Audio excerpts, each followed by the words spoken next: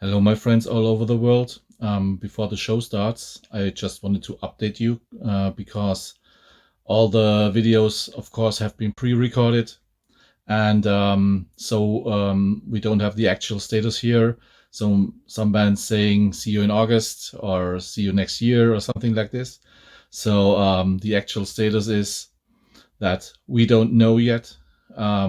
We have to wait till the local government tells us if we are a big event or not.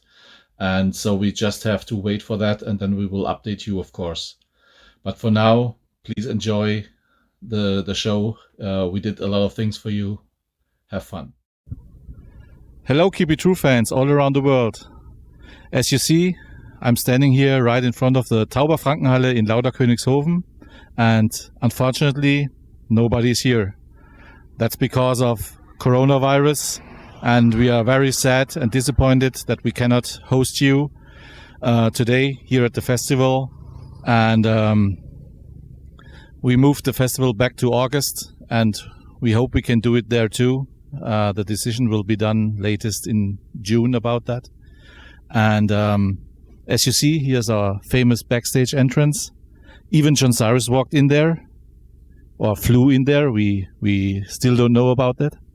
Today, we are going to show you a lot of exclusive stuff that bands from the past and from the future recorded just for you, because everyone's so sad about it, and we want to entertain you at least. And we will go down the path of history of Keep It True, meet some people and meet some locations, and I hope you will all enjoy that.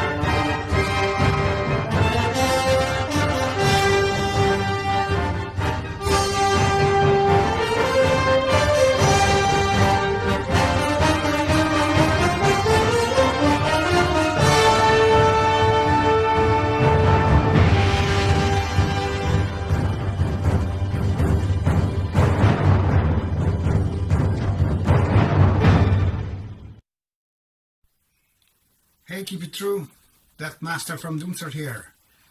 Stay safe, stay healthy, stay home. Let's talk about Keep It True. So 17 years ago, we were contacted by Oliver asking us to share the stage with Brokersam and Omen, who were two of our biggest influences, and we could not believe that. we were blown away, and we were a ball of enthusiasm and excitement coming up to the show. Then when we got there, everything was so much better than we imagined.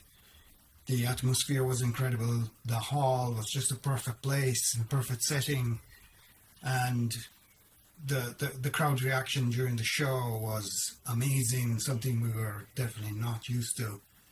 And I do remember that it was incredibly hot outside. It was even hotter in the inside of the hall, and again hotter on the stage under the lights. I think I was about to pass out a couple of times. And I also remember being so excited I couldn't stand still much, jumping around a lot. There was also some kind of mobile bit of the stage that was coming out into the crowd, and I bounced around it so much that I nearly kicked it over and only made it back on the main stage by the skin of my teeth. And it all contributed to an unforgettable experience and to being part of Keep It True and Keep It True's history. We played twice as a band, and I played a third time tributing Mark Shelton at Keep It True, and every single time it has been incredible, but I've been to so many more Keep It Trues than I played at. And I think I can definitely say that when you go to Keep It True, you go to visit the home of metal, and that the people that are involved in Keep It True, as I said, either as fans or musicians, are metal's big family. So that's why it's a complete highlight of the year. It's a long wait, 12 months between one and the next, but it's worth it every time. And I am very grateful to Ollie that he started Keep It True and that he keeps it going. So again, stay safe and keep it true. This is for you. Resound the horn.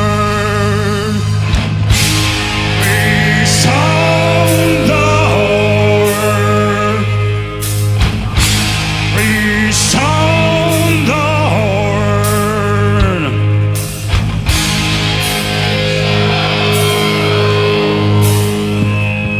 The battle attends thee.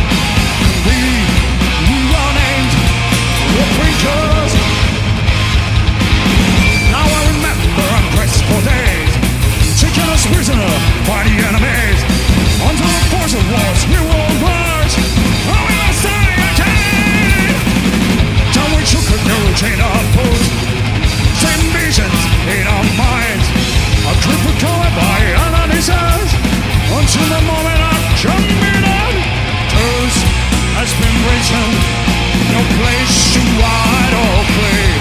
And we running, will bring us. Come on, the curse has been written. No place to ride or play. And we running, will bring us.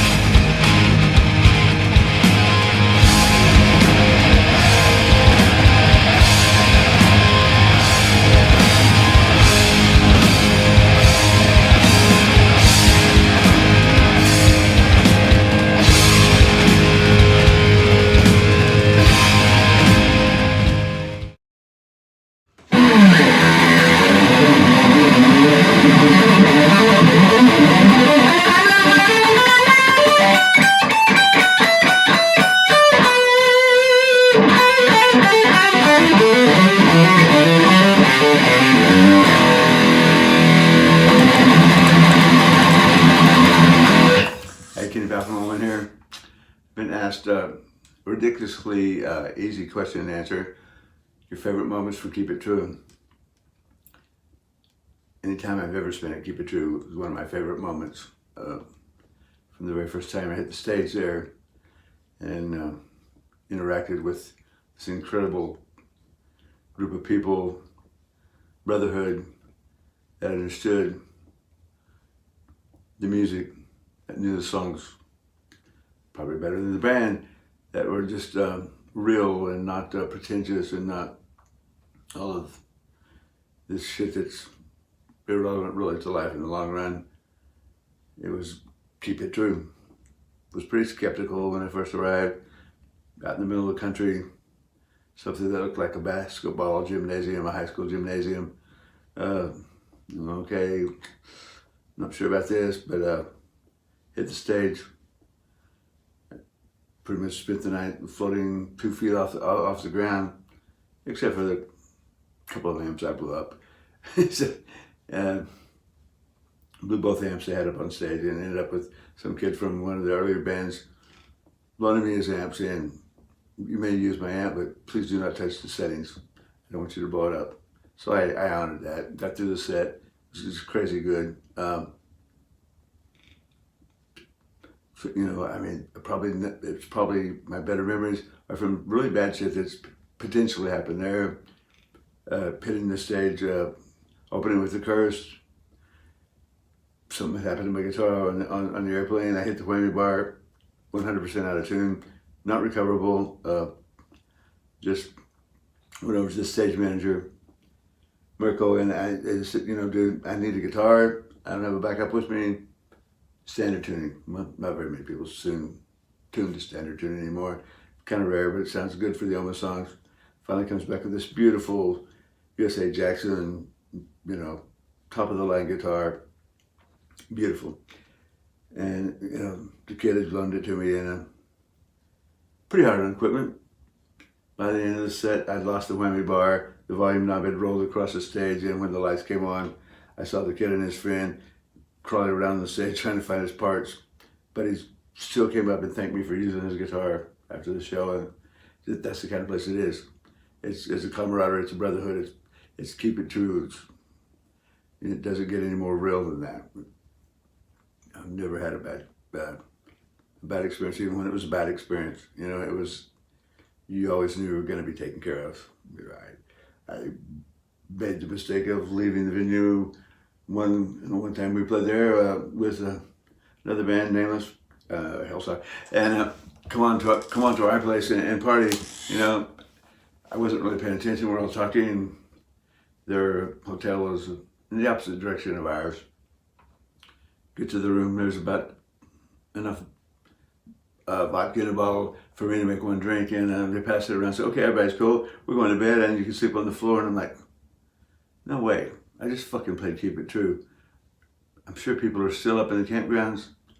Wasn't that far. I'm just gonna walk back to the venue. Not real smart. After walking a couple of hours, I climbed up onto the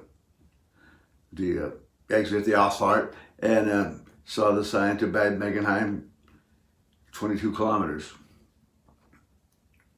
I just kept on walking. It started raining out. By the time I got back to where the venue was, which is in between my room, I was pretty wasted, and had gone to the ATM. So I'm just going to get a cab to get me on back to my room. I'm really tired now.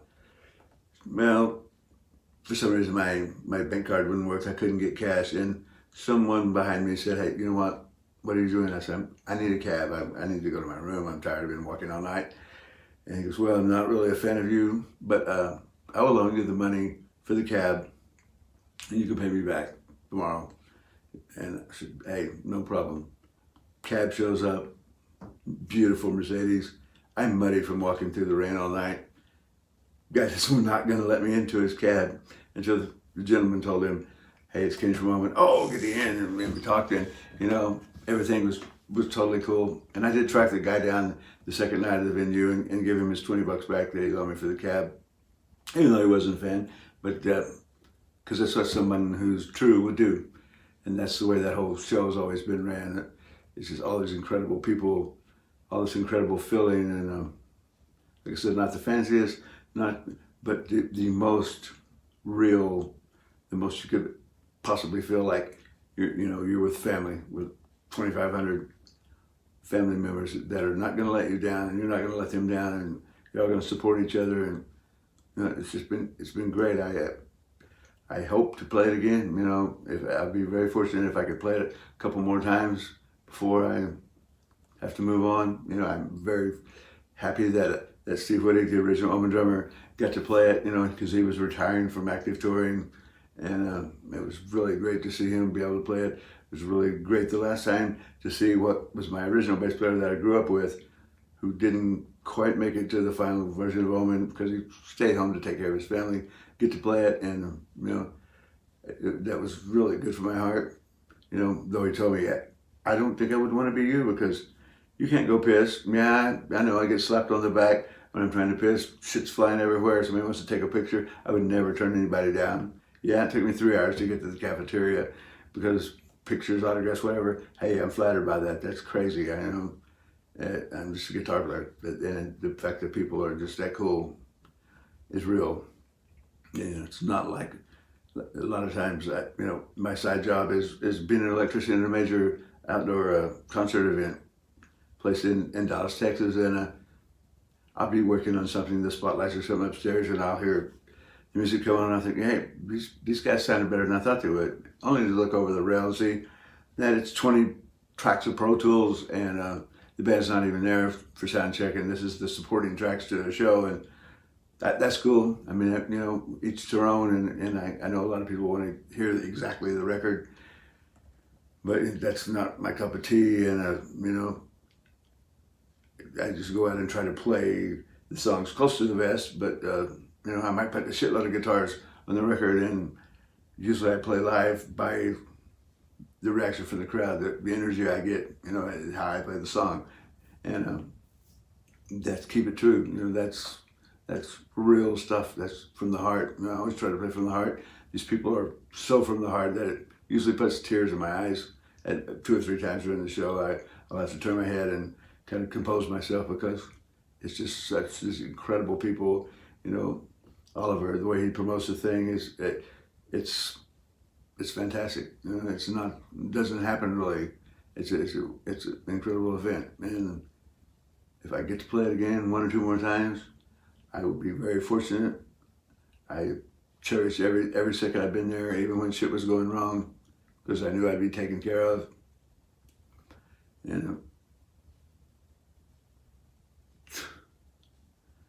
don't want to get too emotional. I'm just grateful that I've been able to play Keep It True as many times as I have, and hope I get to do it again. And I love every person there, even the guys that wasn't a fan, even the guy that told me he was going to beat my ass out in the campgrounds. And I just said, hey, dude, I'm saying thank you to your buddies who shared a beer with me a couple times today. One was out just walking around. I just want to say thank you. And he's like, get out of my chair, I would beat your ass. And okay. Big guy, young guy, who certainly could have kicked my ass really hardcore. And I walked about 50 feet and thought, you know what, this is bullshit. And I went back and flipped his chair with him in it into the fire. And said, dude, nobody beats my ass. This is real. This is Keep It True. I'm almost invincible here.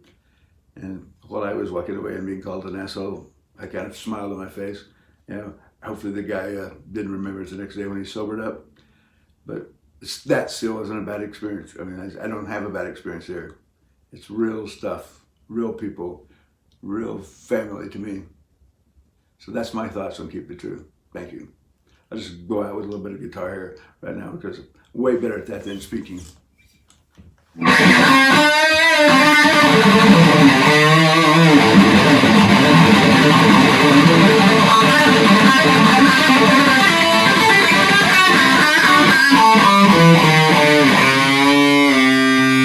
Keep it true, motherfucker. Dragon's Breath!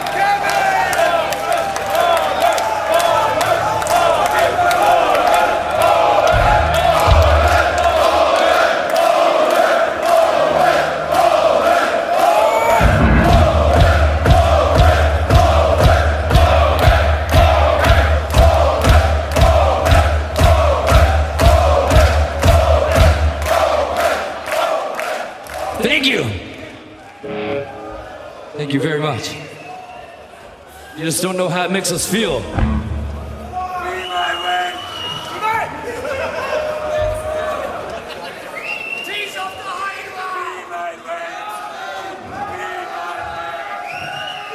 I promise you, we're gonna play kick-ass shit for you tonight. Kick-ass stuff, all right? How about something off of Warning of Danger? This one's called Ruby Eyes of the Serpent.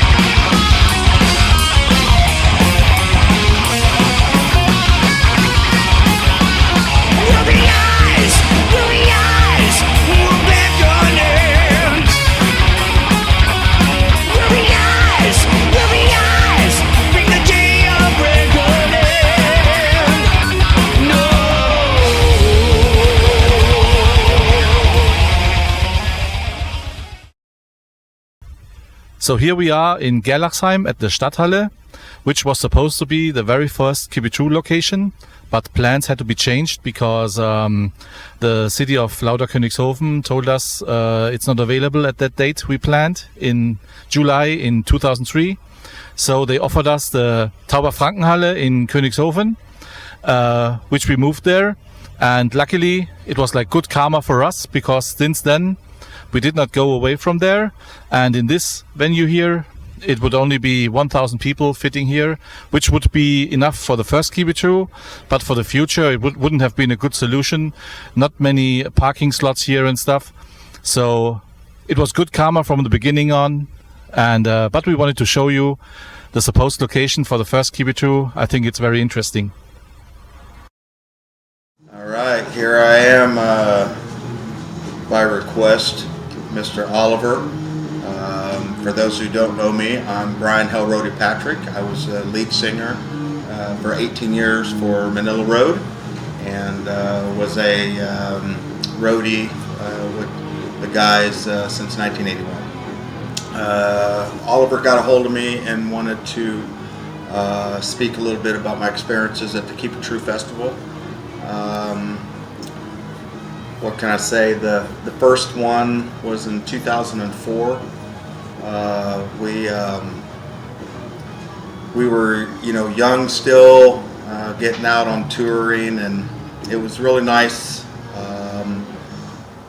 It was basically our really second time coming to Germany, and we wanted to really make a statement, because Mark felt the first time coming to Germany wasn't his best performance, and he was it left a little bit of a sour taste in his mouth per se.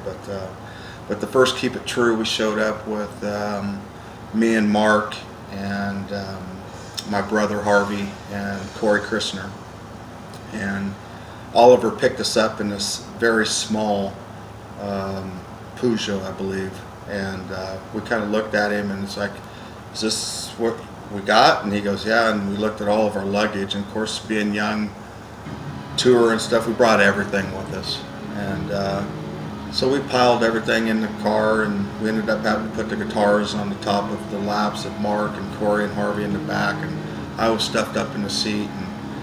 And then we had about a 2-hour ride, I think, or an hour and a half ride from the airport. So our first experience was, Germany has very small cars, and of course, all of us stuffed into this little car was really amazing, probably fun to see unloading. But the first Keep It True was amazing. Met a lot of great people that have become really good friends throughout the years, and the whole experience of playing at the Keep It True Festival was probably was a very important part of Manila Road's growth and popularity back then, because that was our scene. That was what we like to, what I would say, like to play to here in the States. Back in the 80s, the guys, our demographic crowd was mostly bikers and older folks. Some college, but most of it was bikers. So it was very nice coming to Europe and being able to see the growth and stuff, how metal evolved from the 80s, from when me and Mark were younger. But the Keep It True Festival was something that was really special, and it was amazing. The fans were incredible, and being a part of this time coming around, Mark was able to do more interviews and stuff like that, and didn't have to worry about his voice so much, because I did most singing. So, but other than that, the next Keep It True we played was with Corey and Vince Goldman, and I believe that was in 2008, and that was a really good time. We had a little bit more comfortable coming back to Germany and playing it. Of course, Oliver had obviously different festivals too. The Hammer of Doom we played, and the Metal Assault, but the Keep It True was something very special. Mark always referred it as magical, and I would have to agree with that. He really enjoyed playing in Lauda and that hall. I wished he would have had a chance to play it now with the amazing sound man that Oliver has for the venue now. It's the Keep It True Festival is like a mecca. You know, you have to, if you claim yourself to be a metalhead, you have to make that trek to keep it true. And unfortunately, you know, you have to be lucky to get tickets because it's such a demanding festival. Everybody wants to be there every year, and it's really getting difficult for him to keep it where it's at. And of course now with this crazy virus going on that's stricken the world, man, I could only hear Mark talk about it right now. Shit, it probably would have took him out. Me and Phil were talking about that the other day. This virus has really made things very difficult, and for things to get back to normal, you know, and to keep it true, being moved to a summer time event, and that's really a hard thing for Oliver decision to make, and of course the bands and the fans that have all this invested time and money into it.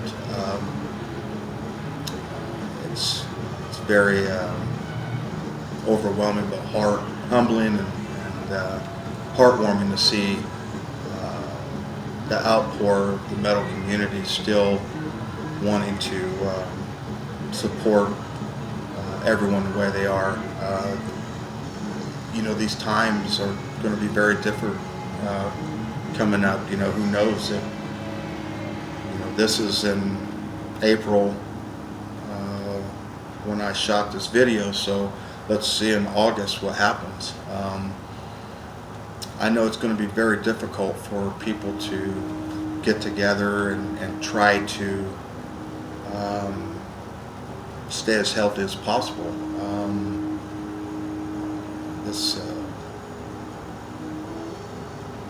This virus has already taken out some musicians already. Riot 5 guitarist and so on and so forth. So you got to take things sometimes slow, take it easy, relax. For Americans, this is very difficult because you know, we're assholes. We don't like people to mess with freedom. You know, our way of thinking sometimes gets in the way of common sense, and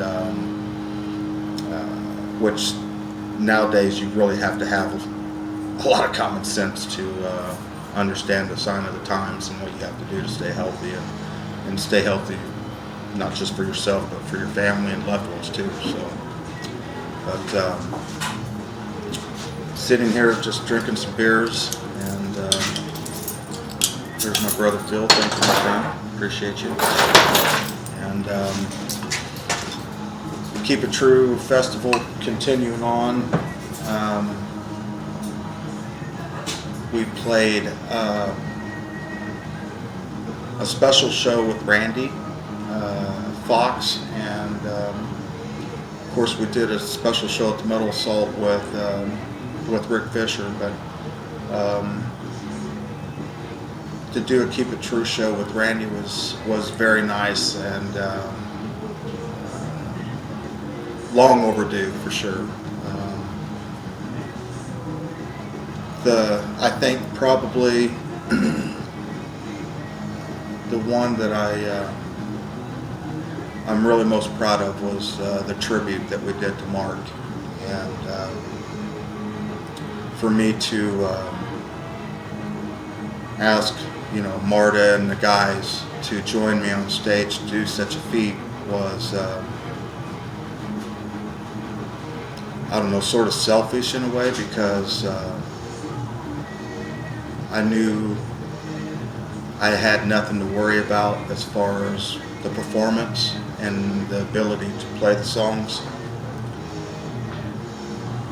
But there were so many other people that were part of Manila Road that should have been there as well. And And when you have such a feat and a task and a cost, it was very difficult to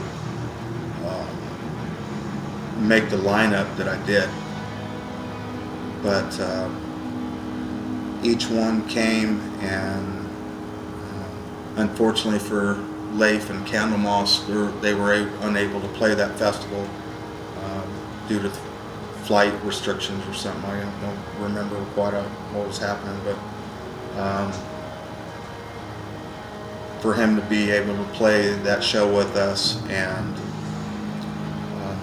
Costas and Gianluca and Callie, my God, what an animal, and taking Rick and Randy with me,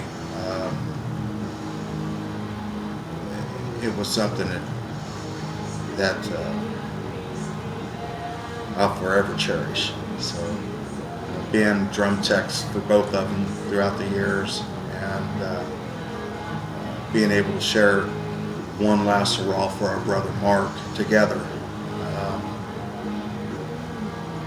was something that they'll be very proud of. And but not only was that, but I wanted it to be shared worldwide. And so my brothers at home that didn't make the trip, Corey, Josh, Vince, my brother Harvey, and Mark Anderson, and Scott Peters, and Scott Parks. I wanted to have them a chance to be able to experience it with us, and because they were a very big part of Manila Road, what it was about. It wasn't just about Mark, but it was Mark, and it was all that we did together with Mark that brought out some really great stuff throughout all the years,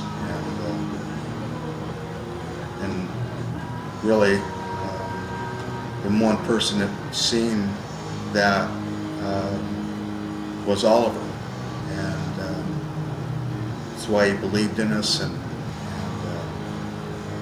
why he kept bringing us over and trying different festivals, and even made a Manila Road Festival. I think it's the Harder Than Steel or something now. That's in a lovely city, little town. We won't name anything, Mr. Paranoid, but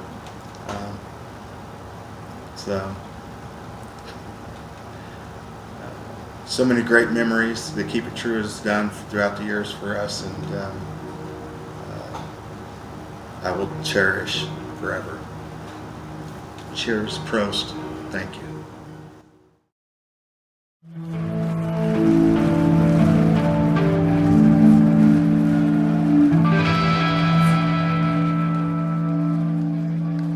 It's time to take you for a little dream.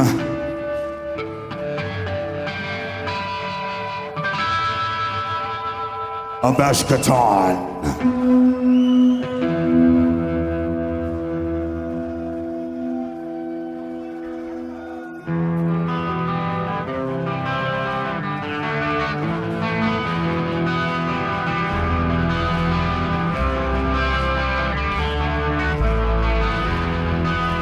I laid myself down into bed to sleep away the night.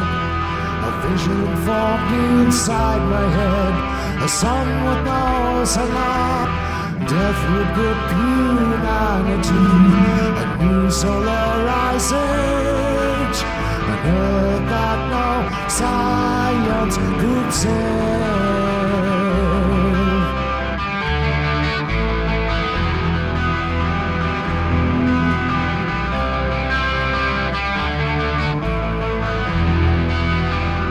Sweat running down my face. I'd never felt so strange to think that this could be our fate, to freeze in dark and pain. And if without the dreams to me of wars to turn the tide, the world committing nuclear suicide.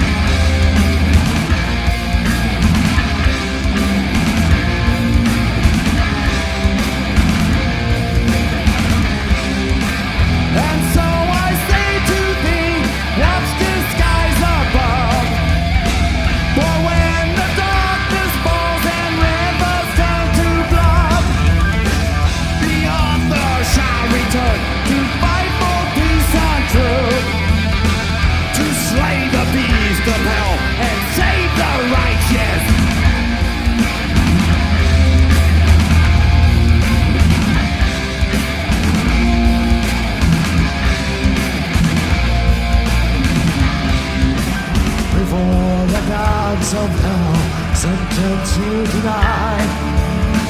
Remember well, my friend, you're all I never cried. These are the words that I have heard inside my mind. When Ragnarok comes down, we're all ran out of time.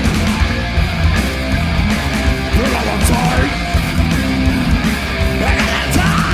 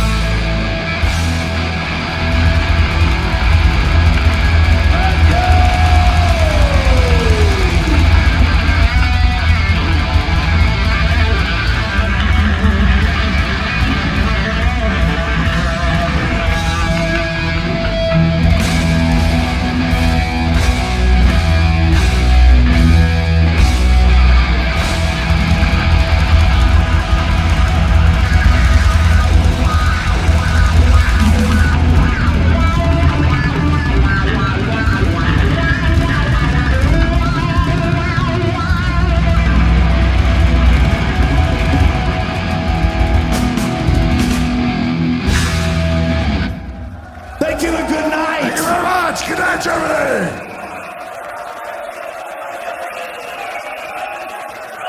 It has been a pleasure. Thank you for having us. Hey everybody, it's Mike Sabatini from Attacker.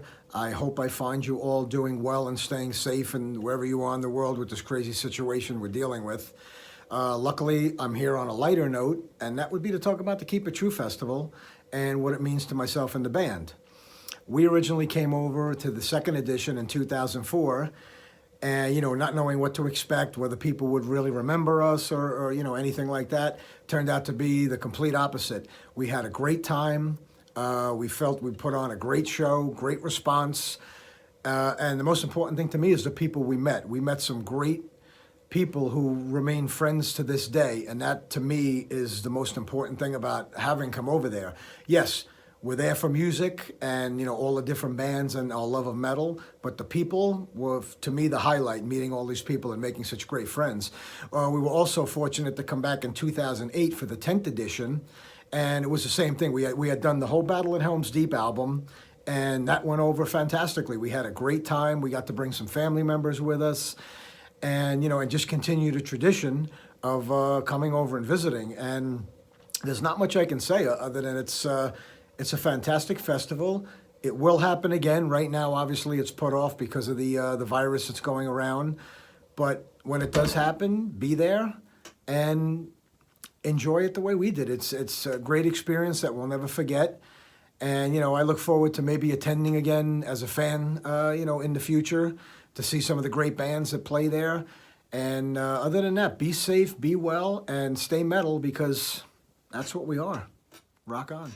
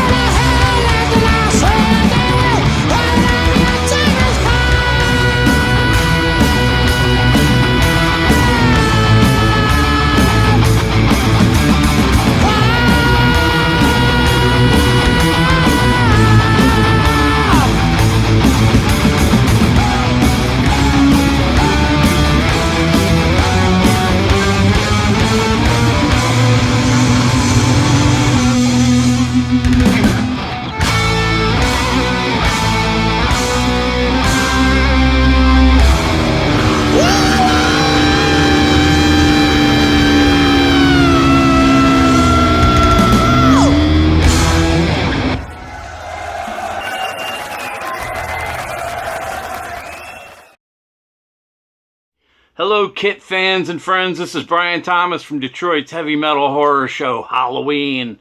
I wanted to stop by and say hello, and I hope you are all safe, healthy, and well in this crazy time in our history. I thought it would be a good time to reflect on our first time playing in Europe, Germany in particular. We were honored to be able to perform for you back in 2004, and so happy that our first time was right there at Keep It True. We had a great time playing for all of you. We met some incredible people that we still call friends today. And I will always remember heading over to the beer tent, the warm-up show, the pre-show show the night before. We got invited to come up and play a few songs, and one of the bands, Battle Roar from Greece, offered to let us sit in on their set. It was a blast. We played some of the songs that we were not playing at the festival, and man, we had a great time rocking out with the fans that were there that night. That was definitely a crazy, great night.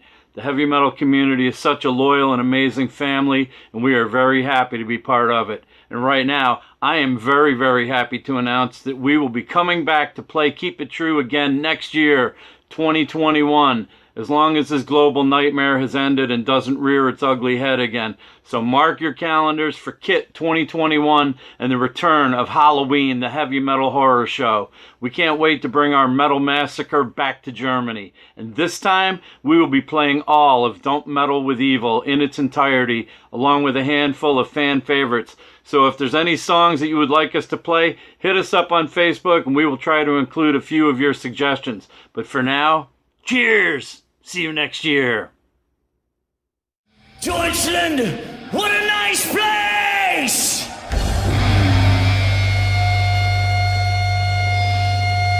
Johnny Allen on the guitar!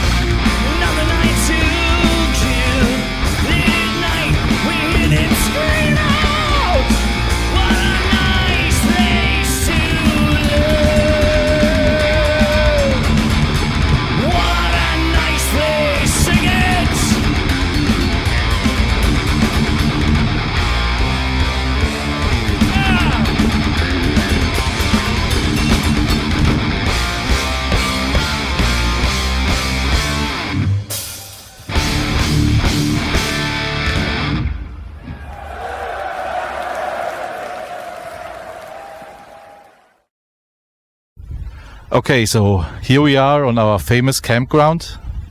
As you see, nobody's here, and we are extremely disappointed that we cannot celebrate with all our fans from all over the world. And it's very quiet here. Nobody's walking here, and complete silence. But we hope in a few months it will be like every year here. So just for you to see, all empty, but it will change. Hi there everyone, this is Manolis from Battle Roar, Finger of Score and Dexter Ward. I actually have played in Keep It True Festival with 3 different bands. Maybe this is some kind of record, I don't know. I have performed 4 times in Keep It True Festival. The first one was in the 2nd edition. We played there with Butler at the warm-up show.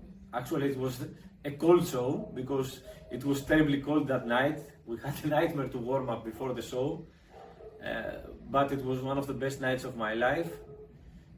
We got the chance to share the stage with Mark Shelton, rest in peace. It was a night to remember. The second time was at the anniversary edition where we played with Butler, another great day. The third time was in the warm-up show in the Dietigheim-Halle with Finger of Score in 2014, if I remember well. And the fourth time was with Dexter Ward in 2016.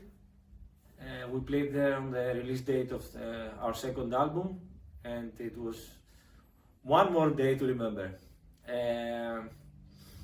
So this was the 4 times we played. I played there as a musician. It was all of them were once in a lifetime experience. I cannot choose one of them. I will try to choose something as far as a heavy metal fan. The most I've been to Keep True almost in all editions. I have spent some of the best days and nights of my life there.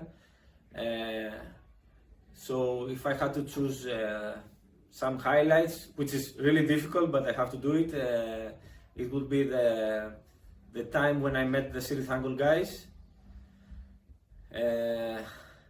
the Warlord rehearsals, and finally the best show. If I have to choose one show, it was the Thunder Rider show. This is from me. Stay safe and see you soon.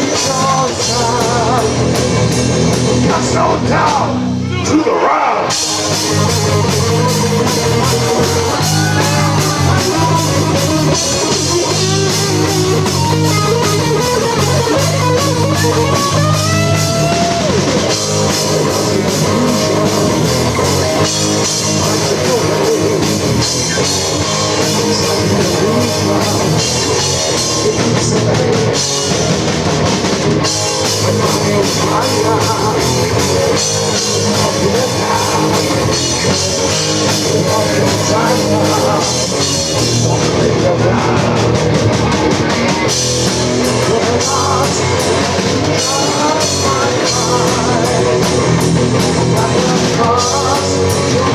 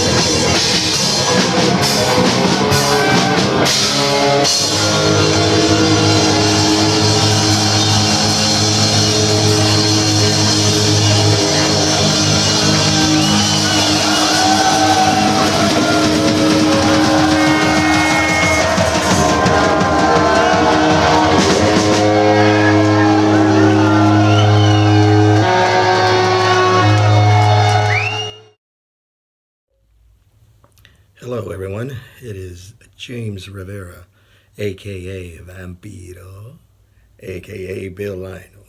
Whichever name you want to call me is fine with me. It doesn't matter to me. You can call me asshole. Doesn't matter to me.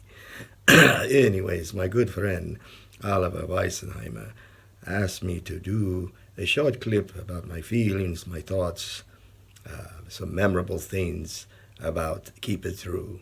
And I have been there many times now. I have known Oliver almost going on 30 years. Yes, I have known Oliver for almost that long. I've known him since he was pretty much a boy. And his first visit to America was 94, I believe, or 95. I'm not sure which one. I don't remember. He would, because he doesn't drink, so he's got a really great memory. And he got to spend the Christmas holidays with me and some of the Hellstar guys. Had a wonderful time, and he got to experience what American buffets were about. Oh yeah, for $3, all you can eat. Boy, they went nuts on that stuff. And he got to meet my dog, the BB, who would never leave him alone. And I think she really liked him a lot. So, in a different way. Oliver, did you molest my dog, damn it? And you would think that while I had him in my lair for almost 2 weeks, I would have bit the son of a bitch and turned him into the undead. But I said, no, he is a special boy, and I think he will grow up to be a special man one day. And sure enough, now look at him. He is the CEO, the president, the founder of Keep It True Festival, one of the best festivals for genres of music such as my band and many other bands. And I think you guys all know that. Which is why it definitely has the title, Keep It True. I mean, how more true metal can you get than that, right? Perfect title. So with that being said, as far as my thoughts about it, Keep It True is just basically a 3-day vacation where you get to feel like we have our own country. Everybody there is of the same breed. Everybody gets along. There's nobody in any kind of disagreement, especially about the music, that's for sure, which is why we are always having such a wonderful time and enduring the music that we passionately love. So it is one of the best festivals. And as far as, anything more memorable than the other, I don't know. I've been there 4 times, twice with Hellstar, once with Malice, and no, actually, I take that back, 3 times, twice with Hellstar, 1 with Malice. I'm thinking of the time Hellstar did Metal Assault, which they're all related anyways. And every time is just as special. So it would be unfair for me to say, oh, well, this time was better than the last time, or that time was better than the last time. No, because they're all the same. Like I said, it is that euphoria of being on our own island for 2 days. So it's kind of like being on a cloud 9 the whole time, being on a natural high the whole time. So each time is memorable. As far as something funny and maybe somewhat more memorable, the only thing I can think of that comes to mind is the last time that Hellstar played Keep It True. And I believe it was Titan Force headlining one night and Jagdpanzer headlining the second night. So it was a Harry Conklin weekend, which was heaven to me. And I consider him one of the most outstanding singers in this genre of music that, that we produce, and how it sustained his voice for so long. So I guess the only funny thing, I mean, if you want to consider it funny, it wasn't really funny to, it won't be funny to a lot of you, but to me it just tickled me to death and made me such a happy person. Was ironically, we were staying at the same hotel as the Titan Force Jack Panzer guys, and so I believe it was after the first night, we all went back to the hotel and found out that they were staying there, and they were raising hell in the little pub there that stayed open late for us artists. And I had a great time with Harry, and it just blew me away because I saw him drinking a beer, and I just didn't think that he would. I mean, with that kind of voice, most of those extraordinary singers, I expected him to be doing vocal aerobics in his room or something. He was having a beer and having a great old time just like the rest of us, and it made me feel better because most of you guys that know me in a personal level know that I can throw a couple of down. So I felt really good, and I was like, you know what, bring me 5 more, the hell with it. I don't feel like a loser anymore. Hell, Harry drinks beer, I can drink even more beer now, yay. So believe it or not, that was one of the things I remembered the most that it amused me. It made me feel really good that, hey, he was just like the rest of us, and he enjoys life, and yet he still sustained that voice for many, many years, because a lot of these singers that at that level, they're all about, give me my Perrier water, and they don't drink or anything like that. But that was one of my memorable moments. So, anyways, you guys take care, stay safe, and my apologies to you that didn't get to enjoy it this year, because I guess it's completely postponed and canceled from what I understand. And, but if we all stay safe and keep our distances and do that kind of thing and listen to what each one of our governments is telling us, we will get rid of this thing, and we will be able to enjoy many, many other Keep It Trues. And from what I've heard, as we say here in America, a little birdie told me a little secret. Well, in my case, a little batty told me a secret. There is a chance that Hellstar will be back at Keep It True in the near future. When, I don't know. It doesn't matter to me. Centuries come and go. But please stay safe, take care, and ciao.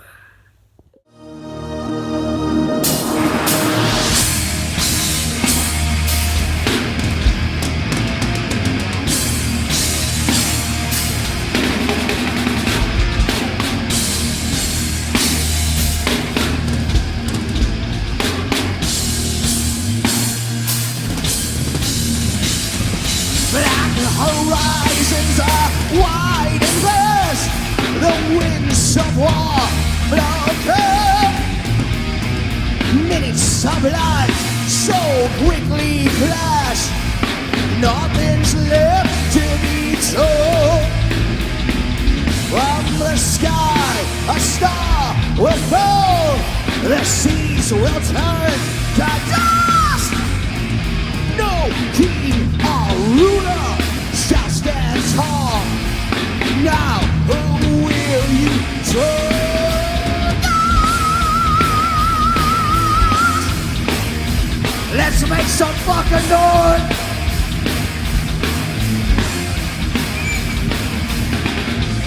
Oh, now where can you run?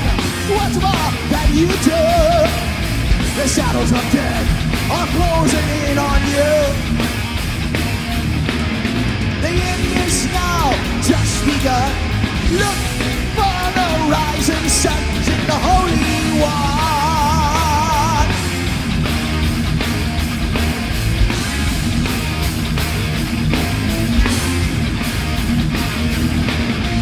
As the final curtain falls, your heart was split with pain. You wonder how long before it's gonna rain. The end is now just begun. Look for the rising sun, sing the Holy One.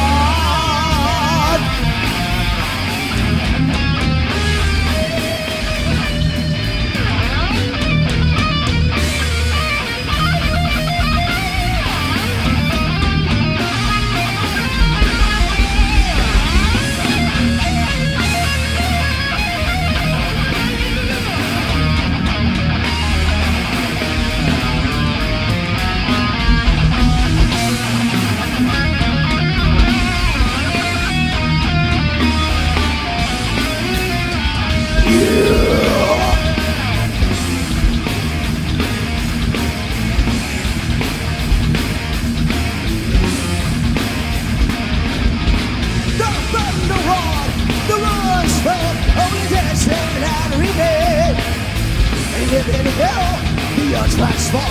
But will you know instead? In this now just begun. Look for the rising sun. Seek the Holy War. Yeah, seek him.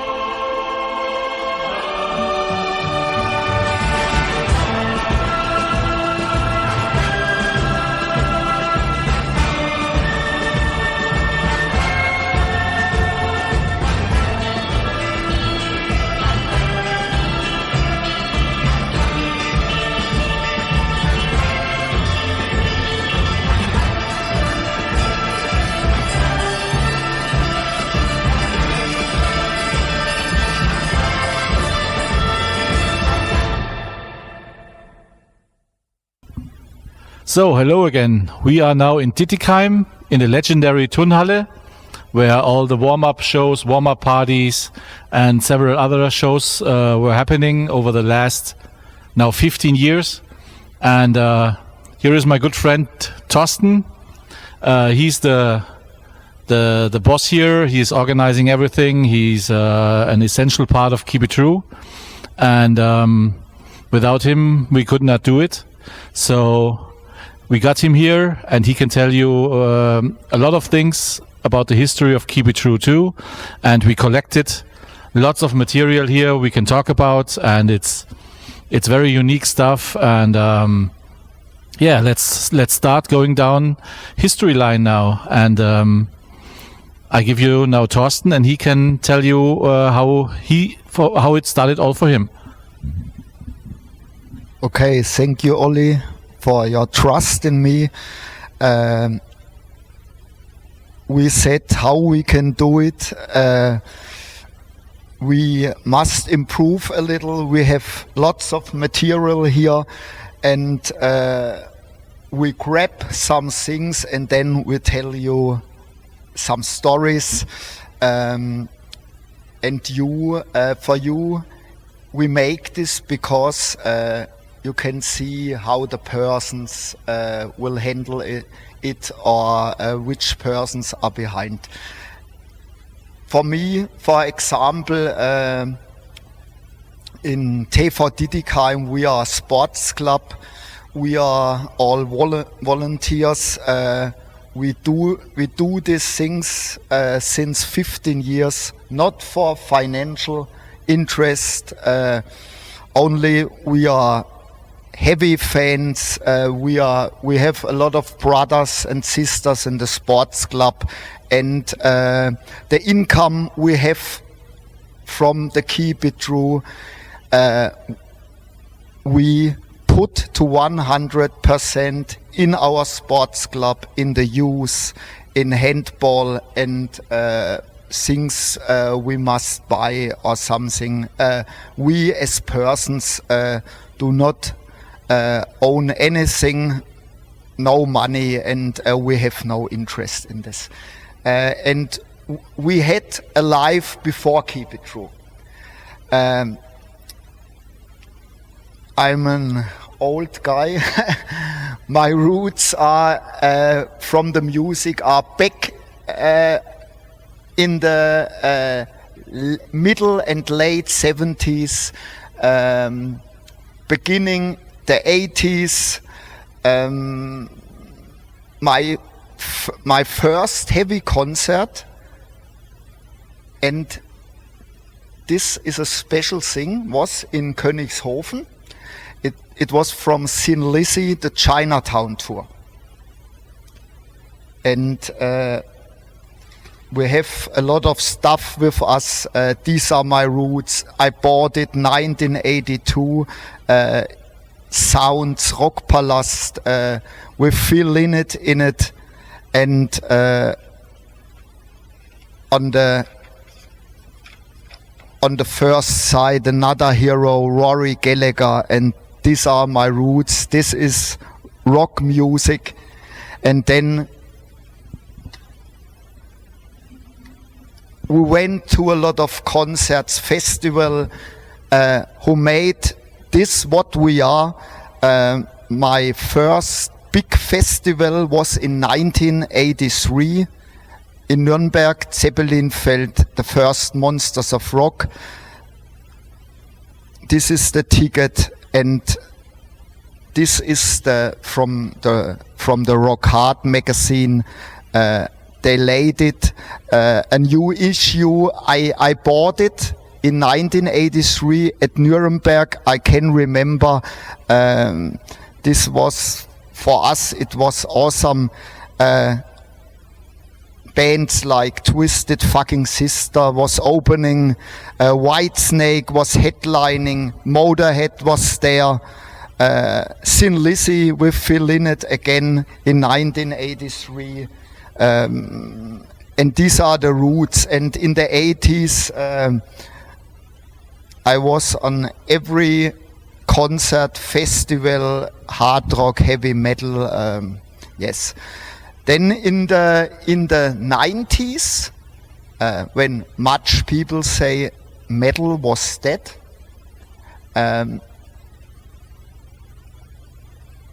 I heard metal every year, but it was a little bit quiet, I think.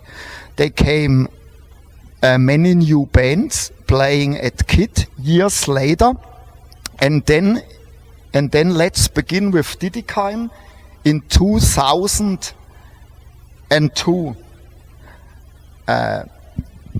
We had an idea to make a hard and heavy party here in this hall, and this was the beginning of it all.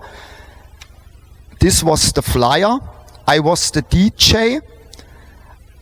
I was the vice president of the sports club, and Michael Paranoid, you all know them, was the president, and he let me do this. And we had 300 people for the first time here. It was an event. The people were hungry for it, and then we made 2 or 3 of these parties. Then we made a festival till 2005 by our own, but we recognized in 2003 some guys will do the same, we thought. But it was another thing. It was a traditional heavy metal festival with a lot of international bands. Keep It To 2003. I was from the first issue. I was there, and with Michael Paranoid too. We were overwhelmed, and we said they make a good job. And then in 2005, I think it was, we had the first official warm-up show here. It was opening was Lanfear with our friend Ulle and General. Then we had Mertur from Holland, Adramelk from Italy, and Shadowkeep from Great Britain. And this was a very special thing for us in Didikheim, because there were maniacs from all over Germany, from all over the world, and we didn't had this in the past years. We had the headbangers from this region, but now this was the next step.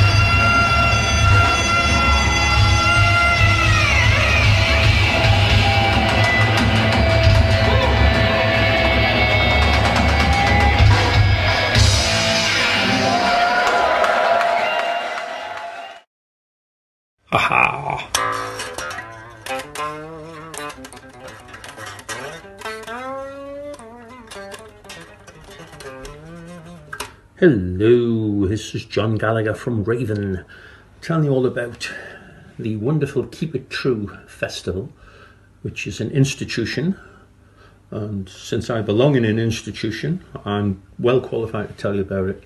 We first played Keep It True in 2005, which was one of the first gigs we did after Mark was getting well from his terrible accident in 2001, where he nearly lost his life and his legs and stuff like that. So he was still wearing a huge leg brace, but it was an awesome show for us. Really one of the first European festivals we'd done in many years.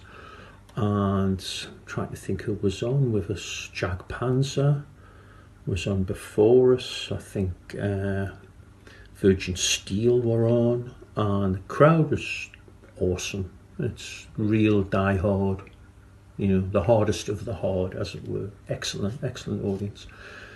And then the next time we came by was, I believe it was 2018, and for us it was even better. It was a really awesome show, and we had, what's his name?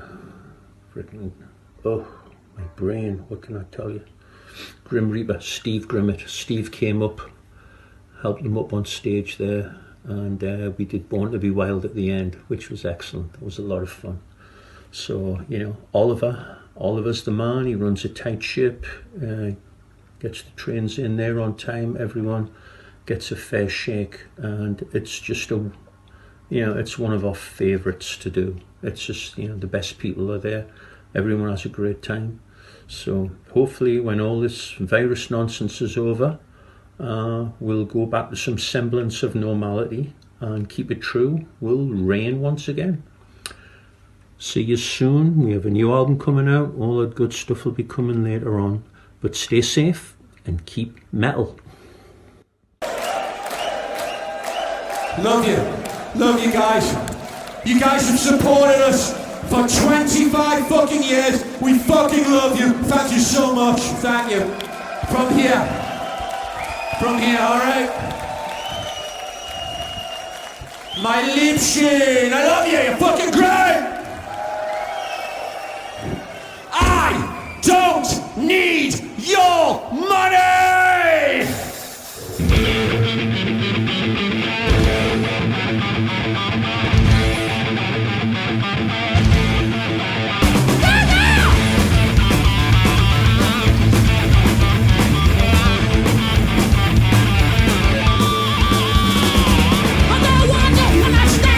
I don't need your helping hand.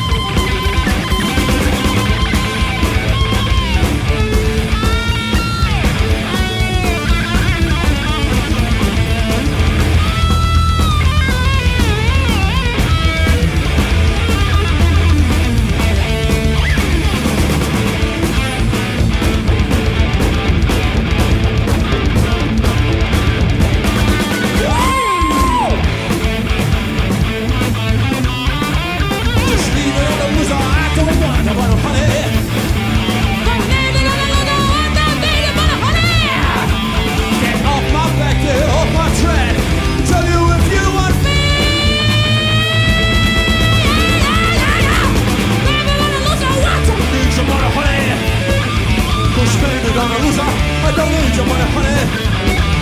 Get off my back, get off my track. Tell you if you want that. Yeah.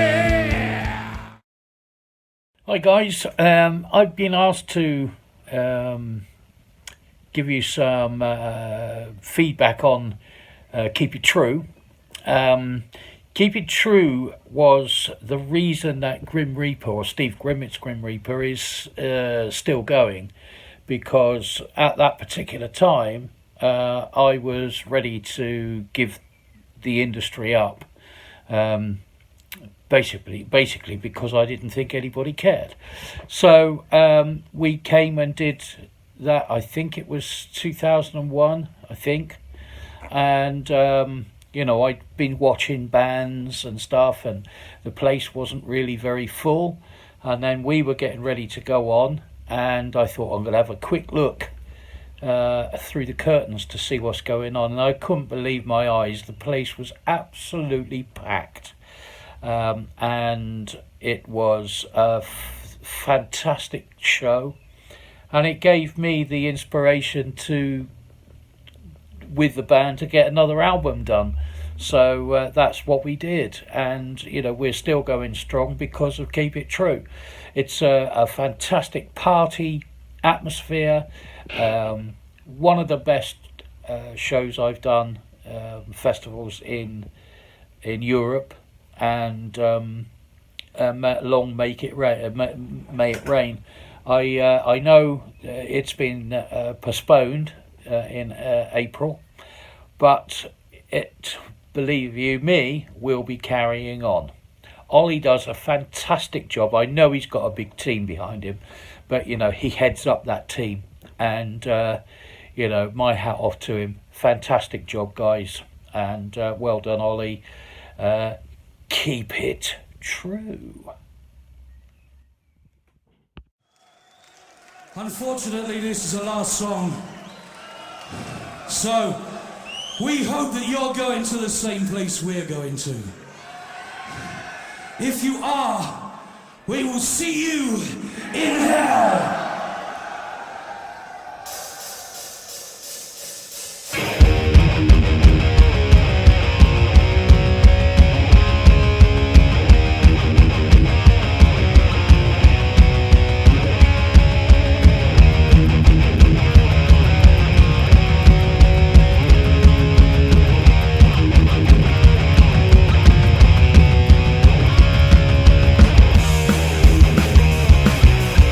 See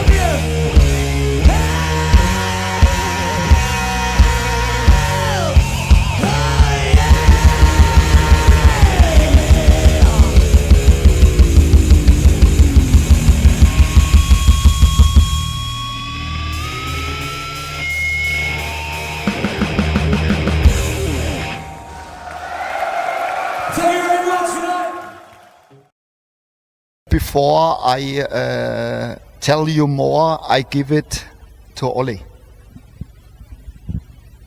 Okay, before we got into 2005, first of all, we had to start Keep It True at all, and it was a funny coincidence because in I think it was 2001 or 2002, I got this band application by a band called Majesty from Lauda-Königshofen, and I still have the band info. I liked it. It was without a negative touch. It was simple, heavy metal that got stuck in your ear, and especially the track "Keep It True" was like spinning in your ear for a long time after you hear it. And since I did not live too far from Tarek, the band leader, I thought I just go to their shows because they played many local shows here in small locations here, and had quite good success on the underground level. So I met him and we talked and we got friends, and somehow we got the idea because he had a PA system and all these things that you need to do a concert. So all the years before, underground metal was like dead in the media, and no live shows, and especially our beloved US metal, they were never coming over to Europe, and no chance for these bands. So we had the idea, why not doing something for these bands especially, and do a festival for this underground scene that was actually bigger than everybody thought. And but of course it was a huge risk. So I talked to Tarek, and he was very much in favor of the idea. And so we thought, how about doing a festival about it? And first of all, it should happen in Gerlachsheim at the Stadthalle, which we show you in this report too. But after a while, after we printed tickets and everything, the city told us it's not possible there because another guy booked the date, and it was given away by mistake. And so they offered us the bigger Tauberfrankenhalle in Lauda-Königshofen, and which was like a good karma for us, because in the beginning we didn't thought about doing it every year, and we just wanted to do something special for all the fans and stuff, but we didn't expect too much out of it. It was just for the music and for the bands and for the fans. And at the first festival we had around 700 people, which was a very good turnout. We didn't expect so many. Of course the venue seemed a little bit empty because it fits much more people, but the spirit was undescribable, and people were coming from all over the world, and we never expected such a response to this. And that was before Facebook, Twitter, and WhatsApp and all these things, and it was just word of mouth going around the world. And it was so surprising for us, and we felt so blessed about it, that we decided immediately after the first festival that we want to continue and want to let it grow as much as we can on our level. And so we did it. We moved it away from the very hot summer, because the very first Keep It True, it was hotter than hell. It was in the middle of July, and it was so sweaty, steamy, and it was a real crazy event. And we were working our asses off all the time. And so we moved it to April for the next year, and that's where everything started. And throughout the first years, the audience grew and grew and grew, and in 2005 we added the warm-up show here in Dittigheim, and this was also the foundation with Thorsten, because he's not only doing the venue here, he's responsible for the food at the festival. He's you can always talk to him, you can always rely on him. He's like the good soul of the festival, and that was actually what we needed to move on. And from that time on, everything grew all the time, and the peak was at Keep It True 10, which was the first one. That was on 2 days, because we wanted to celebrate the 10th anniversary of the festival, and it was also the very first one that was sold out in advance. And from that time on, every Keep It True was sold out way in advance, and we are so proud about this fact. And we just try to do our best to keep that level. We know that it's almost impossible to always top the year before and everything, but we try our best with it. And that's it's so amazing to have that support from all over the world, and we feel really blessed about that. And now we are here, since we cannot have you here on this weekend in April as usual. Now we are here to brighten your mind with some funny stories and some inside stories from the past. And Thorsten can tell a lot, I can tell a lot, and we gathered here a lot of information and things we are really proud of, actually. And you are all part of this, and it's not about us, it's not about the bands, it's about everything together, and that's why we're doing it. And so we will go through all of this and enjoy and have fun with it.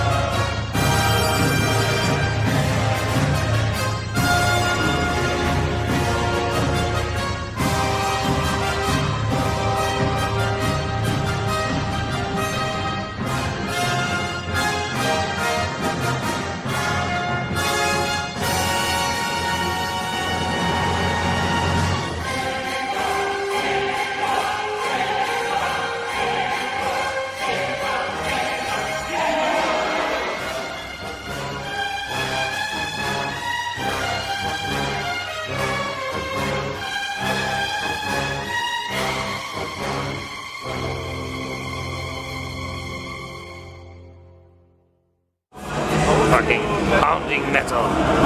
Pounding fucking metal.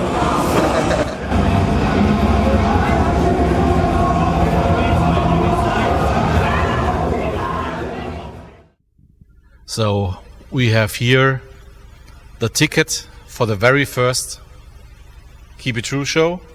It's funny because when you look at it, it still says Stadthalle Gerlachsheim, the original supposed to be venue, and it was 13 euros at pre-sale and 15 euros at the doors, and it was a one-day event, and I still see the sponsors. Some of them are already dead, like Heavy oder Was magazine, and PA Force and all that stuff. But it was different times and a different monetary level, and that is already now 17 years ago. And nowadays you could not do anything like this for this ticket price anymore. It would be completely impossible, and I'm glad we are on that level we are now, because we can give much more quality concerning PA system, lights, and food, drinks, and everything like this. Because I have to say, at the first Keep It True, everything was spontaneous. It was amateurish. And it was like jumping into cold water, because nobody of us ever did something like this. And we did so many errors and faults during the first festival that let our feet bleed in the end, because we had to do everything on our own. We didn't have many helpers. And it was a huge lesson for us, because after it, we were so devastated from all the work we had. We had to overthink the whole organization of the whole festival, and so we improved a lot for the next time. And it was very, very amateurish, but the spirit was there completely. And having all these people from all over Europe and America and everywhere there at the festival, it was such an amazing thing. And it was the birth of a new age for underground shows and stuff. And I'm really so proud that we are a part of this. And we just hope that we can go on for many, many years now. We just have to go through this crisis here, and then we will continue with full force. And yeah, let's just hope for it, and all will be good in the end. So now I tell you some stories happened in Didikheim, and when I tell this, I get goosebumps. We had the first warm-up in April 2005, and then in November we had the warm-up, the second one, and the bands were Strike Light from Greece, Emerald, Power God, and Anvil. And Anvil was a band, you know the history. It was in 2005, before the film about Anvil came out, and in Didikheim, Anvil was at a time in hard times. I remember Lips went along this floor, backstage, beside the stage, and he was alone, and I ran into him, and he asked me for a cold beer. Thorsten, can you give me a cold beer? And I was very busy, and at this time Anvil were stars, rock stars for me. I knew them from the 80s, but I didn't know the tragedy beside their career. What I see in the film 3 years later, and I brought him a cool beer, and such a great guy.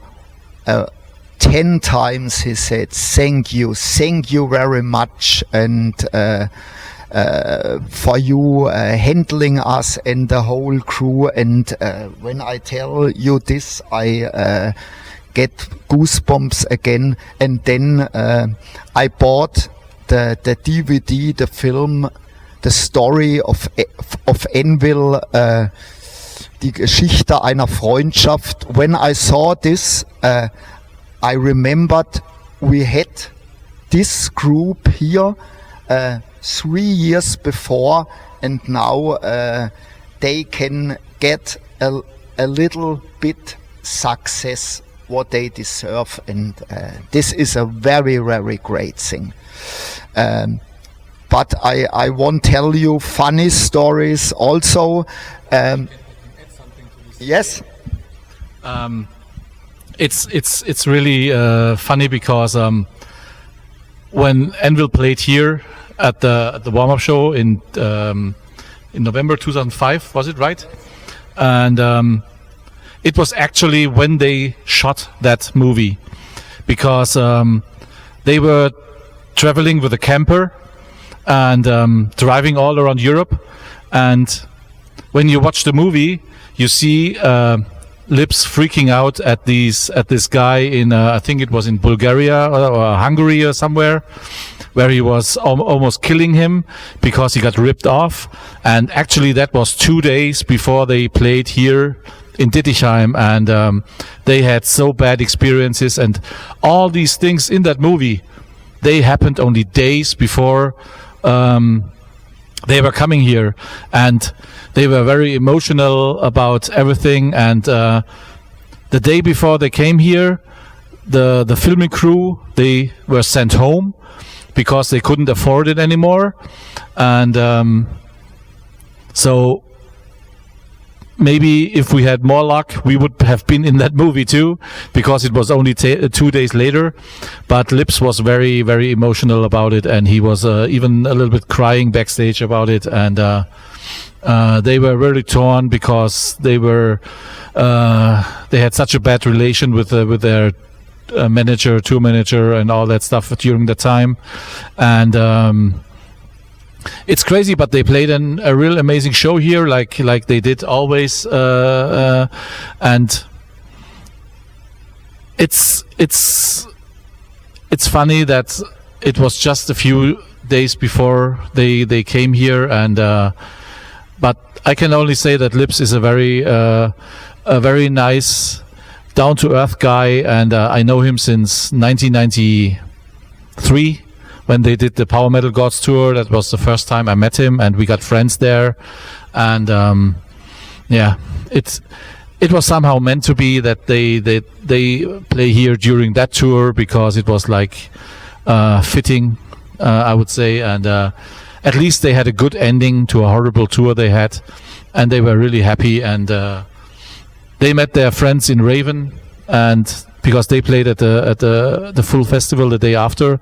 And I still remember Lips meeting John Gallagher in the shower room, and they were hugging all the time, and tears were falling and stuff. So that was a real legendary moment during that time. Mega hails to all you metal-addled miscreants of mayhem out there. It's Gord Kirchen here, the Exalted Pile Driver. It is my distinct honor to have been asked to take part in this documentary documenting a truly amazing metal festival. It's amazing because it is so cool, and it pays tribute to the old school, to the true origins of metal. And Oliver Weinsheimer specializes in coercing bands that just might have disappeared, and getting them out in front of fans, both new and old. And that is the true magic of the Keep It True Festival, is how it keeps the old school alive. And to old dogs like me, that's gold in our books, and it brings our generation's inspiration to new fans of today, and that's a truly wonderful thing. Keep It True was my first ever true European fest, where there's camping on the grounds, and the metal marketplace, and a couple of thousand diehard metalheads that know their shit. And it was an eye opener for me, coming from cloistered North America with our dinky concerts. In comparison, there's nothing here that compares to anything going on. That we're sort of catching up, but we're learning from you, the Europeans. Keep It True for me was magical. Like I say, I got to meet some idols. I got to hang out with my brother's Destructor. Here's a funny little thing. Dave Destructor and I are trying to make our way across the hall to get some schnitzel from the band area across the hall to the food service. And he's just getting completely swamped, inundated with people glomming onto him because they recognize him. Me, I hadn't been out in social media very much yet with my real face, and so people didn't know who the hell I was. I was able to walk around the grounds, walk around everywhere. Nobody knew who I was. I would have conversations with all kinds of people, real conversations, and it was great. I was really enjoying my anonymity. And so we're halfway across it. We're about 40 minutes into our trek to get some schnitzel in us, and Dave has had enough of being the sole meat in this room of carnivores. And so he points out, hey, there's Pile Driver. This is Pile Driver, you know. And all of a sudden, it all turned on to me, and then we never did get our schnitzel, I don't think. And that was kind of fun, being recognized. It was different for me, so that was great. There was two sad things for me at Keep It True. One was that it was the single worst vocal performance of my life. I've never had a bad night on stage like that, or afternoon on stage, but that was really the low point. And I'm sorry that I couldn't have brought it more, but it was just blown out. On stage during Human Sacrifice, a lot of people were asking if I was really puking. No, that's acting. The other sad thing for me was part of my costume was an armband that I had, a leather armband with Piggy written on it, in tribute for Piggy of Voivod, a tribute to my maple metal brother. And it came off on stage at some point. I didn't even notice it until we were like on to the next bunch of shows. And so it came off on stage at somewhere, Keep It True 7. I don't know if anybody picked it up or if it got tossed in the trash, but that was a little piece of maple metal history for me that got lost. Meeting so many fans. It was awesome. I had so much fun with them. Parading around. I put the costume on and paraded around outside. And awesome. Keep it true. Long may it reign. Long may it be bringing old school to the world.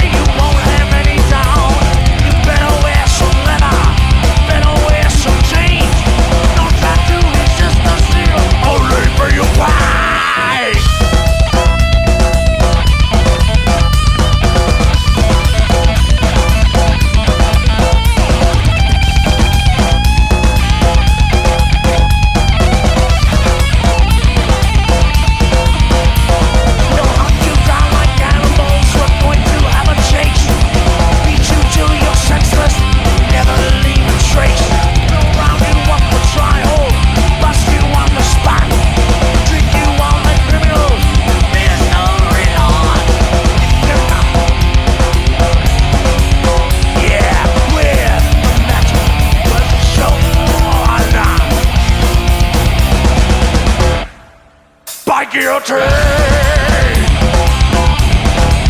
By guillotine. Now, where the meddling was a sword, sentence you to death.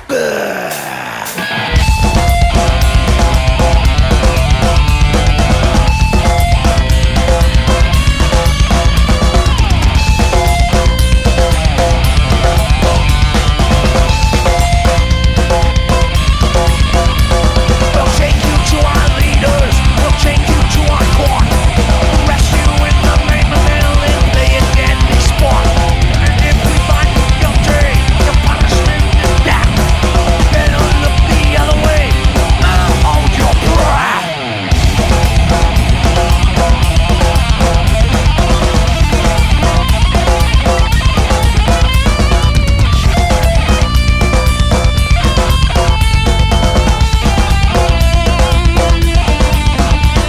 If you're in a disco or in a country bar, you better get loud. We know who you are. You better get some metal and play it really loud. You have a chance to join us right here at the crowd. If you're not a metalhead, with the metal inquisition, sentence you to death by guillotine. By guillotine. With the metal inquisition, sentence you to death.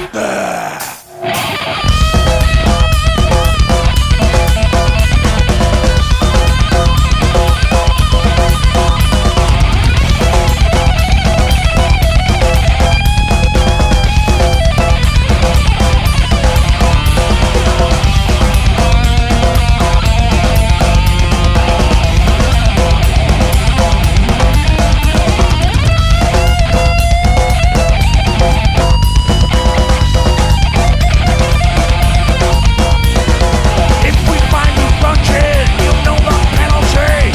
We'll come down with a vengeance. We'll never set you free. We'll naturally put this on. We're not too hard to find. Don't get any closer.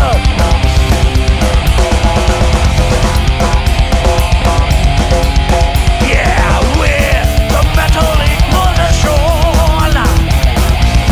sentence you to death by guillotine. By guillotine. With the metal inquisition, sentence you to death by guillotine.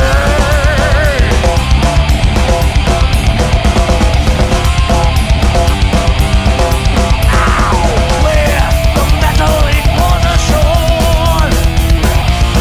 sentence you to death.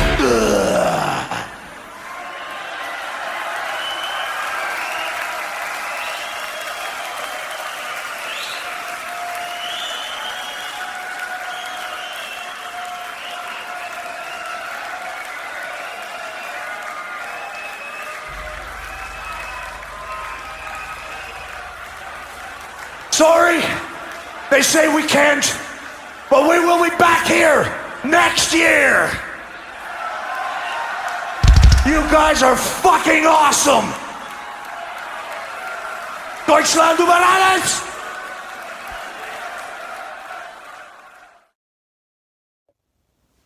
This is Olaf from Enforcer. Some impressions from Keep It True Festival. We just had our first demo out, and I heard about this festival that Portrait got to play, called Keep It True. So I emailed right away and with a short description of the band and how we would fit the festival, and I got an answer and from Oliver, and we were welcome to play, which was huge for us back then. We didn't have we haven't really been doing any type of medium-sized shows. We only played like basements before that. So coming to Germany and play play this festival in front of a couple of hundred people was huge. I remember going on stage like high on adrenaline, and it was like an extreme experience for us as a band. And I remember we were talking about that. Whoa, I really wish that every show could be like this. And since we were given the chance and everything, and things started to go our way, finally we started to do shows like that pretty much all the time, which was like great. Keep It True was like a great platform for us to start to reach out to a bigger audience, especially in Germany and also within the traditional metal scene. And I'm eternally thankful for having that opportunity. Mistress from hell! Yeah, you know this one!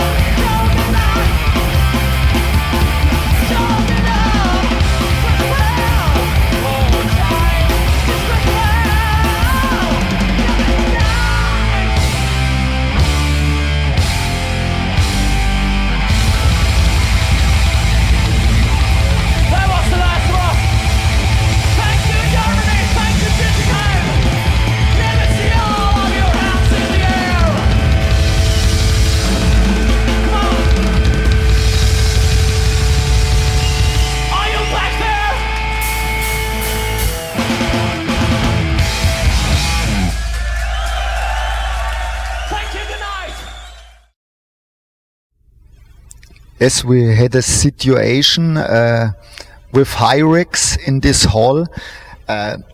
We had in the front rows, there was a mosh pit, and there was a little bit violence in the air. And Caden saw this and interrupted the gig. The lights got on in the hall, and he said, don't fight, and we are one community, and stop fighting. And the audience was really good, and the guys around said, calm down, and it was a magical moment, I think, in history, in our venue, because we had never problems with anyone, and it was the situation. It was aggressive thrash metal, but everything was good, and Caden is a very special and good guy, a real institution. Can we continue on playing some fast fucking thrash metal for you? No matter where you come from, it's always hostile territory!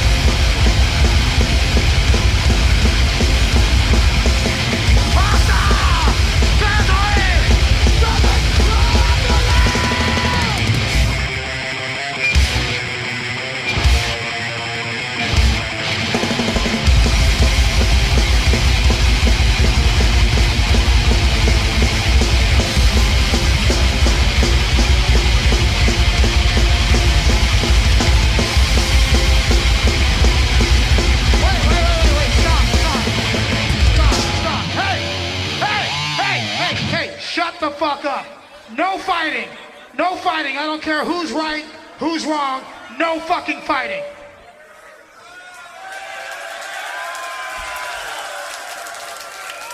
We have been coming to Germany since 2003, and there has not been one fight at our show, and we will not allow any violence.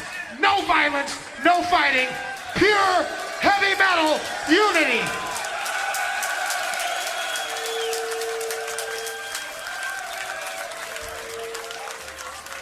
If you're gonna fight, do it verbally. Like, I'd rather you guys be fighting about Motorhead versus Merciful Fate. Or I'd rather you fight about Iron Maiden versus Judas Priest. But if you fight, you do it verbally with your mouth, no hands. I love you guys, you're my metal brothers, but do not fight, it's not worth it.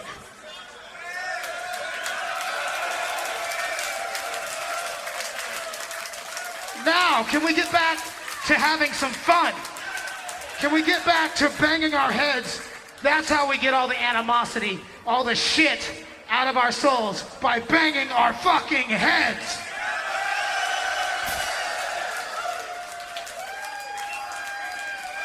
Now, because we don't want anybody getting ripped off or gypped, we're gonna take it from where we stopped, from the middle of the song to the end of the song. Take it.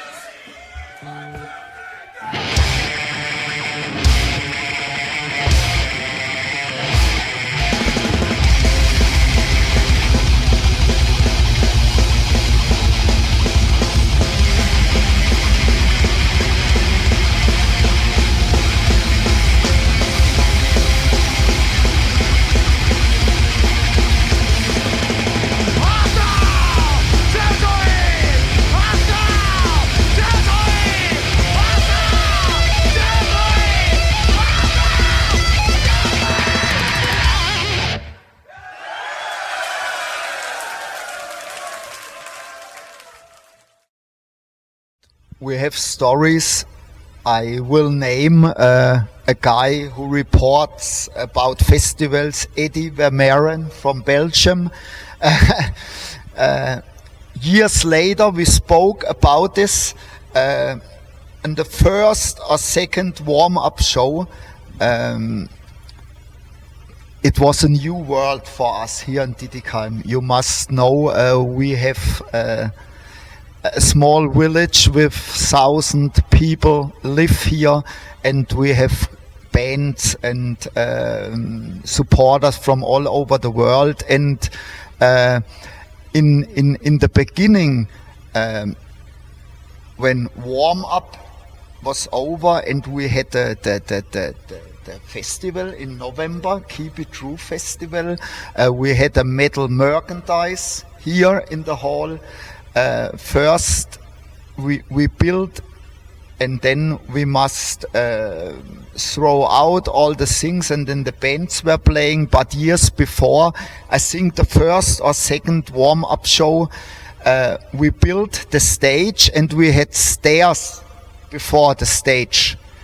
And we forgot to bring the stairs out. And during the first band, I saw a lot of people on the stage, 20 people, and I asked what's going on, why they're on the stage, and then you saw it was full packed, and I didn't see the stairs. And then we recognized it, and during the first gig we brought the stairs out from the hall, and Eddie Vermeeren spoke about this in a review. He said it was very old school, my friend, and we can laugh about it. And then I must say, we had a chance to have people here from bands.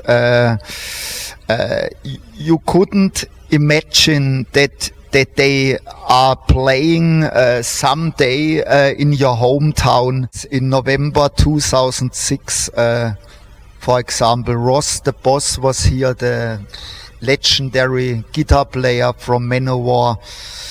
I saw them many times, and it was a dream to have him here in my hometown, in our hometown. The lineup was incredible. Ross the Boss went in for Flotsam and Jetsam. I know Ollie said to me, Eric AK had an education for fire. He was a firefighter. And yes, the job is very important, and they can't play, but Ross the Boss was great, and headliner was here apparent with Terry Gall, an old friend of ours at Keep It True. Very good, very good. And then in April 2007, it came a big moment for me. Tengard was playing in this hall because of Gary, the lead singer, the vocalist, is Eintracht Frankfurt supporter like me, and it was great to meet him. And yes, it was a chaotic gig, and the circumstances, Gary,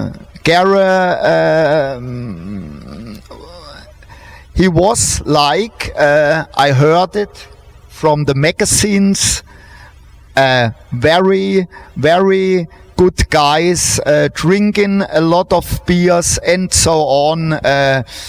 And we had finished here. We built up the hall we finished 5 o'clock in the morning, and 8 o'clock in the morning my telephone was ringing.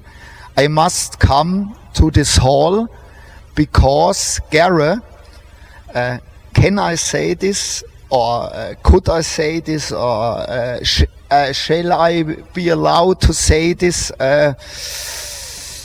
He said he has left his bag and has no undertrousers. And this was, I think, a day later they played in Zurich or Freiburg, and I brought him an undertrouser from me, and the next thing they wanted, and I think this is real life, and this is like the people are. He asked for a case of beer, and he gave me an empty case of Binding, and I gave him a full case of Distelhäuser, and they were happy and went away. And these are stories, you can't believe it. It's so simple, and the guys are so simple, and this is a lot of fun.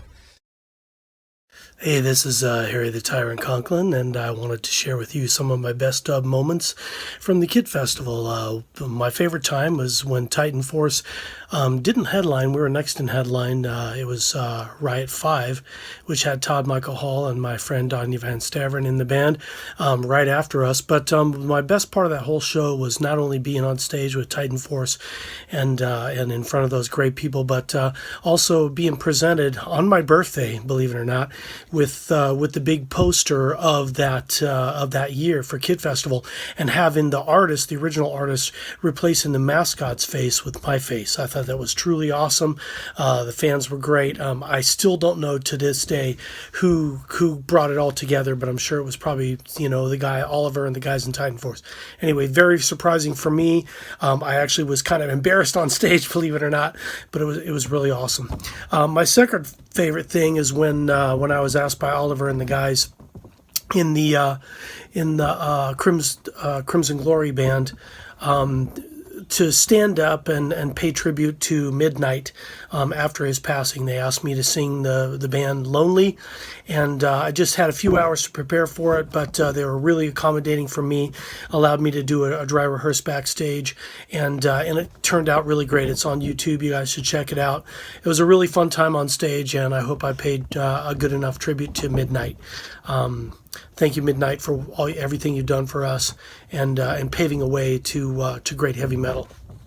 Another thing is the Greek fans that always were there. They were always hung out in the back with their giant Greek flag, and they were just so crazy, a bunch of maniacs. They always are. And now that I live in Greece, I want to say a shout out to my Greek fans. Also, another time was always going there with Michael Paranoid. He and his wife are such a great hospitality to everybody. They open up their house to all of us, and some of us, they always cook us a really nice handmade dinner and everything. But my favorite time there at Michael Paranoid's house was meeting the singer of Tyrant, and he gave me a Tyrant T-shirt from the band Tyrant. So I thought that was really cool. We got to karaoke a little bit with his guitarist and have a lot of fun, and it was a great moment. Also, I just want to say a final shout out that anytime I go to KIT, and every time I go to KIT, is always the most friendliest, warmest, fuzziest feeling time I ever have.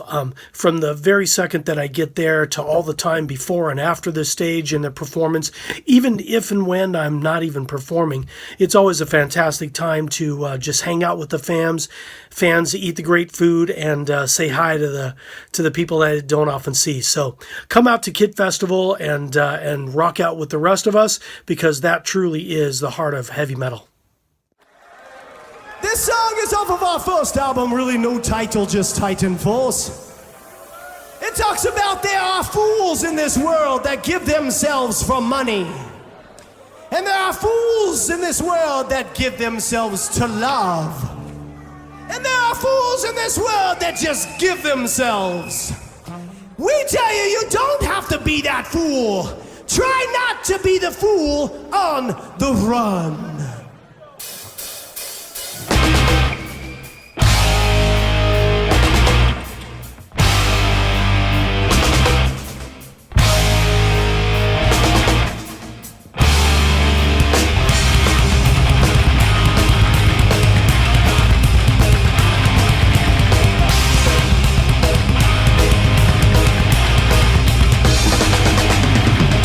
Soldiers of fortune,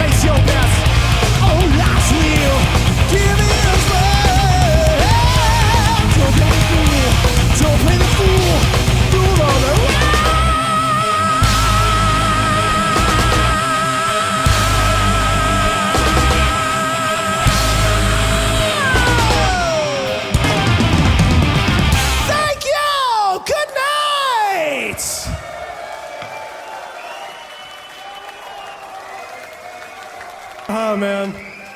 I kind of lied to you. We've got a couple more songs we'll give to you as a present from me to you and from us. Thank you so much for letting us come and have the greatest birthday of my life! I'm not going to tell you how old I am, but I'm just about as old as every metal hell out there. Just take all your ages, add them together, and that's as old as I am. Not quite as old as metal itself, but pretty old. Anyway, I'd like to do a song off of our second album called Win or Loser. And this is dedicated to all of us metalheads out there, because we are the rebels of a new age!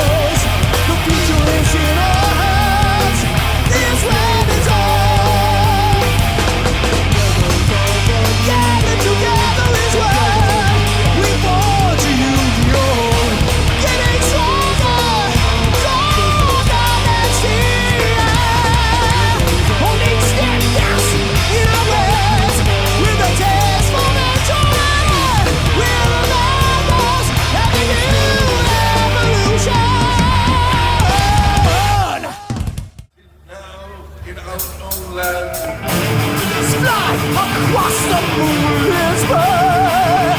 Without a sound, I'll be your slips away. Oh, such a chill inside my soul. Shadow, they will so play away. Silent assassin, clothed in black. Who will play the man in his next attack? Many men have lost their lives to the hands of Shadow Beam. A master of adventure scale, handed down by breeze. Trained in every aggressor known to man and known to beast. Come on, man! Shadow Beam becomes the night. The night becomes more vulnerable. Silent assassins, clothed in black. I can see your next attack. Why must the night be his battleground? One by one, they hit the ground. Shadow, the killer rebound.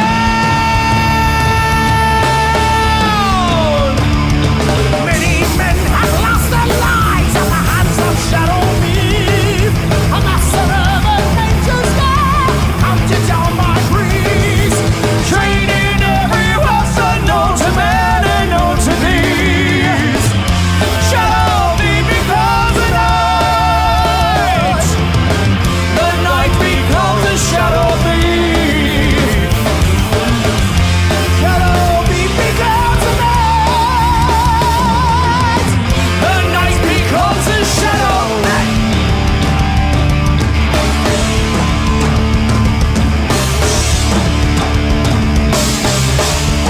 Yeah, yeah.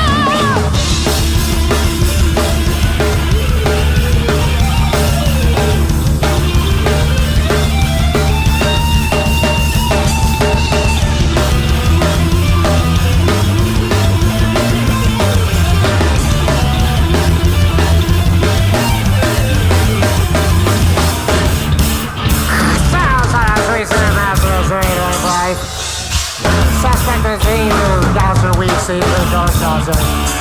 Suspect we see the Dawson. See me crawling wall like a fly. I've never seen anything like it, Charles.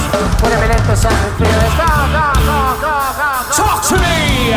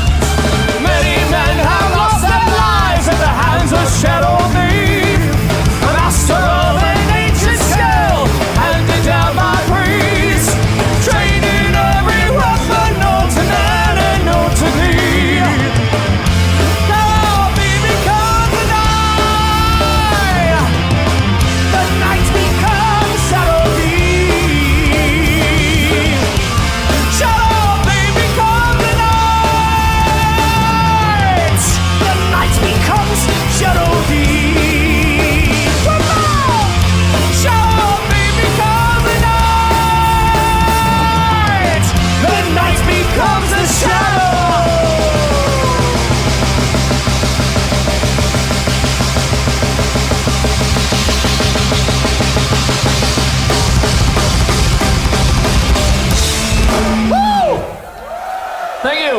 Mr. Bob!